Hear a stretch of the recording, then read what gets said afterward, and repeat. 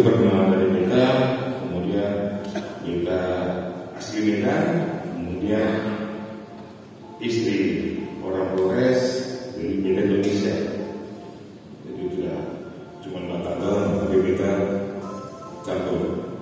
Jadi kemudian pada kesempatan ini kita sudah hadir di sini ya, sekarang perkenalan juga layaknya pendeta memberi pelayanan kepada umatnya. Saya juga datang ke sini memberikan pelayanan kepada seluruh masyarakat ya, khususnya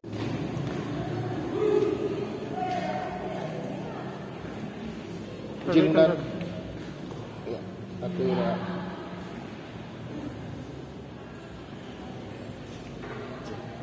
Terima kasih sudah nonton. Jangan lupa like, subscribe, dan share ya.